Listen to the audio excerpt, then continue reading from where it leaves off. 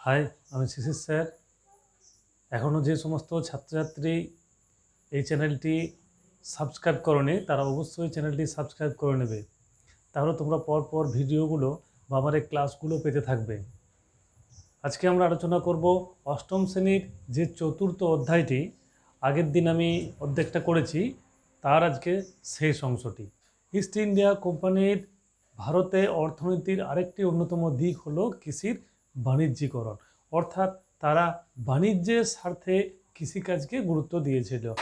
যে সমস্ত ফসলগুলি তাদের বাণিজ্যিকভাবে কাজে লাগানো যেত, যেমন কফি, নীল, চা, পাট, তুলো, যেগুলোকে তারা রপ্তানি করে বা যেগুলোর ব্যবসা বাণিজ্যর মাধ্যমে তারা প্রচুর অর্থ উপার্জন করতে পারত, বা ইংল্যান্ডে যেগুলি কাঁচামাল হিসেবে ব্যবহৃত হতো সেই সমস্ত ফসলের চাষের উপর তারা গুরুত্ব দিয়েছিল। এইভাবে তারা কৃষির ক্ষেত্রে বাণিজ্যিকরণ ঘটিয়েছিল, অর্থাৎ কৃষিকে বাণিজ্যিক স্বার্থে ব্যবহার করা। এই যে কৃষির বাণিজ্যিকরণ, এর উদ্দেশ্য কী ছিল? না, এর উদ্দেশ্য শুধুমাত্র ভারতীয় কৃষকদের উন্নয়ন ঘটানো বা ভারতের উন্নয়ন ঘটানো এসব কিন্তু ছিল না। তাদের মূল উদ্দেশ্য ছিল যে তাদের নিজেদের স্বার্থে ব্যবসায়িক প্রয়োজনে এই সমস্ত ফসলগুলির চাষ করা। তাহলে কি আমরা বলতে পারি যে এই যে কৃষির বাণিজ্যিকরণ, এই কৃষির বাণিজ্যিকরণের ফলে কি ভারতের কৃষিকাজের উন্নতি হয়েছিল বা কৃষকদের কিছু উন্নতি হয়েছিল? হ্যাঁ, কৃষিকাজের ক্ষেত্রে কিছু একটা উন্নতি হয়েছিল। যেমন তারা কৃষিকাজের প্রয়োজনে তারা বিভিন্ন সেচ খাল খনন করেছিল, যেগুলি কৃষিকাজের সহায়তা হয়েছিল।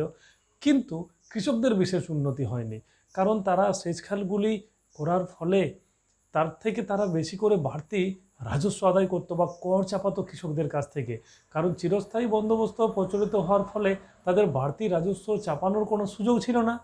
কিন্তু এইভাবে এই নতুন কৃষি ব্যবস্থা চালুর মাধ্যমে বা তারা বিভিন্ন খাল খনন করে বা সেচ ব্যবস্থা চালু করে সেখানে তারা বাড়তি হারে রাজস্ব নিতে শুরু করেছিল। অর্থাৎ তাদের নিজেদের লাভের জন্যই তারা কৃষিতে বাণিজ্যিকরণ ঘটিয়েছিল, আমরা বলতে পারি। কৃষি বাণিজ্যিকরণের প্রথম প্রভাব পড়েছিল নীল চাষের ক্ষেত্রে। অর্থাৎ নীলকর সাহেবরা জোর করে নীল চাষিদেরকে নীল চাষ করাতে বাধ্য করতো তাদের সবচেয়ে উর্বর জমিগুলিতে। এর ফলে তাদের খাদ্যাভাব দেখা দিত। এছাড়াও এই নীল চাষ ছিল একেবারে অলাভজনক। তাদের নীল চাষ করতে যে খরচ পড়তো তার চেয়ে তারা এই নীল চাষ করে যে তারা মূল্যটা পেত তা ছিল অনেক কম। সুতরাং তাদের ঋণগ্রস্ত হয়ে যেতে হতো তাদেরকে। এর ফলে তারা নীলকরদের কাছ থেকে বাধ্য হয়ে দাদন নিত বা ঋণ নিত, এবং ঋণের জালে জড়িয়ে পড়ে তারা বংশ পরম্পরায় ঋণগ্রস্ত হয়ে পড়তো বা সেই জাল থেকে তারা মুক্তি পেত না। এর ফলে নীল চাষিরা তারা নীল চাষ করতে অস্বীকার করলে নীলকররা তাদের উপর বিভিন্নভাবে অত্যাচার করতে শুরু করে। এর প্রতিবাদে 1859 থেকে 60 খ্রিস্টাব্দে বিষ্ণুচরণ বিশ্বাস ও দিগম্বর বিশ্বাসের নেতৃত্বে নীল বিদ্রোহ শুরু হয়েছিল। ঠিক এইভাবে তারা বাগিচা শিল্পের চাষও করেছিল, অর্থাৎ যেখানে বাগিচা আকারে চাষ করা হয়, যেগুলিকে বলা হচ্ছে চা, কফি, যেগুলি বাগিচা আকারে চাষ করা হয় সেই বাগিচা শিল্পের চাষও কিন্তু করা হয়েছিল। এর ফলে কি হচ্ছে না, কৃষকদেরকে প্রচুর পরিমাণে রাজস্ব চাপানো হতো তাদের জমিগুলিতে। এই যে কৃষির বাণিজ্যিকরণ, এই বাণিজ্যিকরণের ফলে কিন্তু সব কৃষকদের উন্নতি হয়নি। যে সমস্ত কৃষকদের একটু অর্থ সামর্থ্য ছিল তারা সেই সুযোগগুলি নিতে পেরেছিল বা তাদের কিছু উন্নতি হয়েছিল, কিন্তু যে সমস্ত গরিব কৃষকরা ছিল সেই গরিব কৃষকদের কিন্তু বিশেষ কিছুই লাভ হয়নি। তারা পাল্টে বর্গাদার কৃষক শ্রেণীতে পরিণত হয়েছিল, তারা ঋণগ্রস্ত হয়ে পড়েছিল। এইভাবে এই যে কৃষির বাণিজ্যিকরণের ফলে দক্ষিণ ভারতে কৃষকদের ব্যাপক অসন্তোষ দেখা দেয়, এবং তারা ঋণগ্রস্ত হয়ে পড়লে বিভিন্নভাবে দুর্দশাগ্রস্ত অবস্থার মধ্যে তারা জীবনযাপন করতে থাকলে 1870-এর দশকে বা 1870 থেকে 75 খ্রিস্টাব্দের মধ্যে তারা ব্যাপক দাঙ্গা হাঙ্গামা বা আন্দোলন চালিয়েছিল, যাকে বলা হচ্ছে দাক্ষিণাত্য হাঙ্গামা। এই দাক্ষিণাত্য হাঙ্গামার পর 1879 খ্রিস্টাব্দে পাস করা হয়েছিল এগ্রিকালচারিস্ট রিলিফ অ্যাক্ট, যার উদ্দেশ্য ছিল কৃষকদের এই যে ঋণের বোঝা, তার ফলে যে অত্যাচার তা কিছুটা লাঘব করা। অর্থাৎ এই আইনে বলা হয়েছিল যে কৃষকরা যদি তাদের ঋণ শোধ করতে না পারে তাহলে তাদেরকে গ্রেপ্তার ও তাদের উপর অত্যাচার করা যাবে না। সেই তাদের যে ঋণ খেলাপ সেই বিষয়টি গ্রাম সভার মাধ্যমেই মিটিয়ে নিতে হবে। দ্বিতীয় তার একটি আইন পাস করা হয়েছিল তা হলো টিনান্সি অ্যাক্ট বা প্রজাস্বত্ব আইন।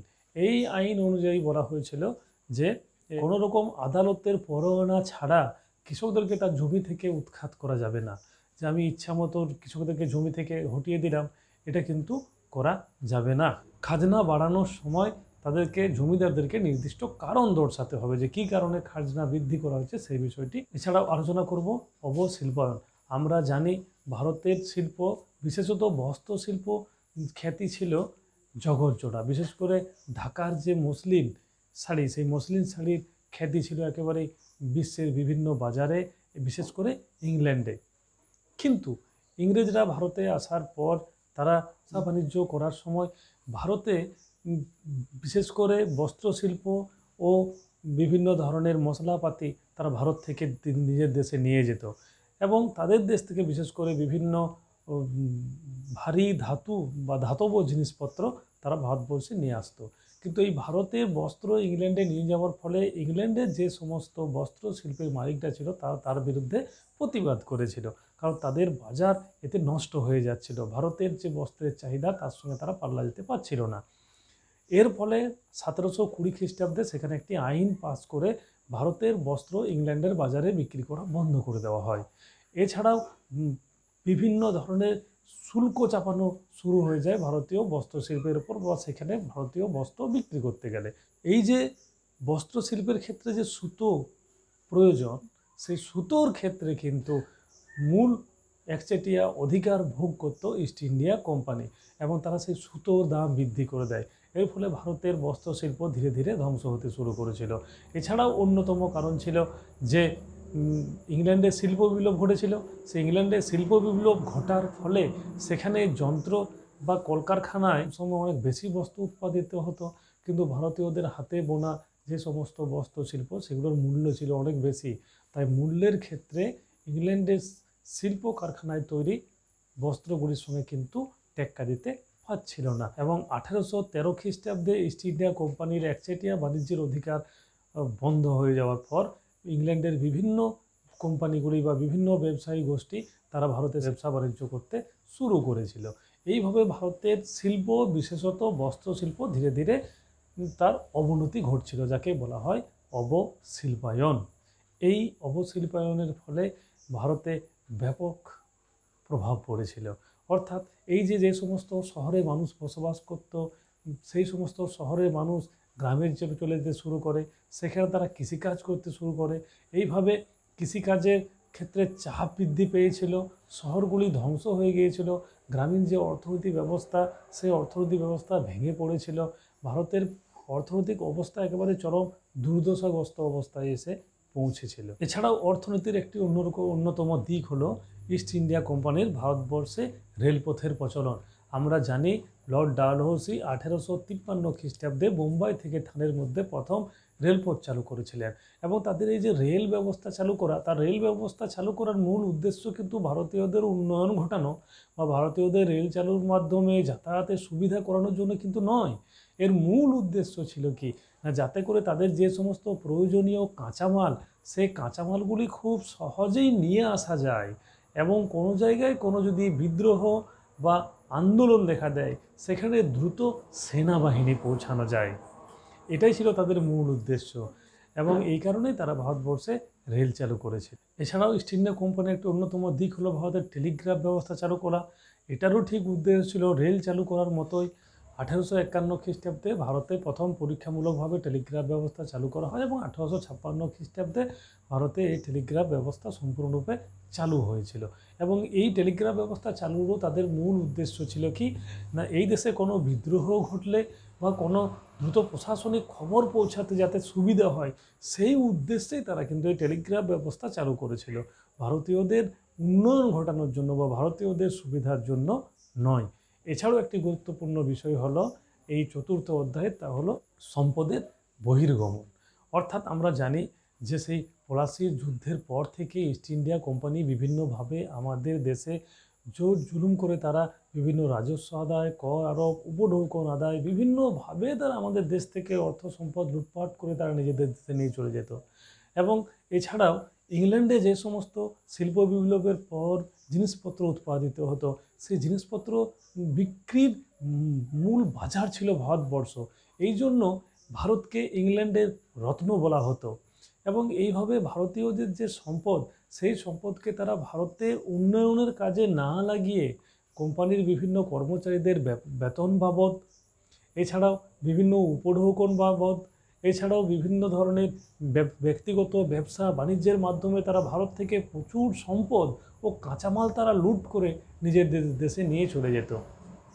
এর ফলে ভারতের যে অর্থনীতি, সে ভারতের অর্থনীতি ধীরে ধীরে কিন্তু অবক্ষয়ের দিকে চলে যেতে শুরু করে। এবং এই যে ভারতের সম্পদ ইংল্যান্ডে চলে যাওয়া, এই চলে যাওয়াকেই দাদাভাই নওরোজি তার poverty and earn British rule of India গ্রন্থে প্রথম সম্পদের বহির্গমন বলে উল্লেখ করেছেন। অর্থাৎ আমাদের দেশের সম্পদ তা ইংরেজ কর্মচারী ও ইস্ট ইন্ডিয়া কোম্পানির মাধ্যমে তাদের দেশে চলে যাচ্ছে। তার বিনিময়ে কিন্তু ভারত কিছুই পেত না, বেশিরভাগ অংশটাই আমাদের দেশ থেকে সেই দেশে চলেই যেত। এটাকেই বলা হচ্ছে সম্পদের বহির্গমন। ফলে কিন্তু ভারতের দারিদ্রতা বৃদ্ধি পেয়েছিল ও ভারতে অর্থনীতি একেবারেই ভেঙে পড়েছিল। 1901 খ্রিস্টাব্দে 2,89,00,000 জন মানুষ দুর্ভিক্ষে মারা গিয়েছিল এই ভারতের অর্থনৈতিক দুর্দশার জন্যই। এবং এই দারিদ্রতার বিবরণ আমরা বঙ্কিমচন্দ্র চট্টোপাধ্যায়ের লেখার মধ্যে পাই, যা দেখবে তোমাদের টুকরো কথার মধ্যে দেওয়া আছে।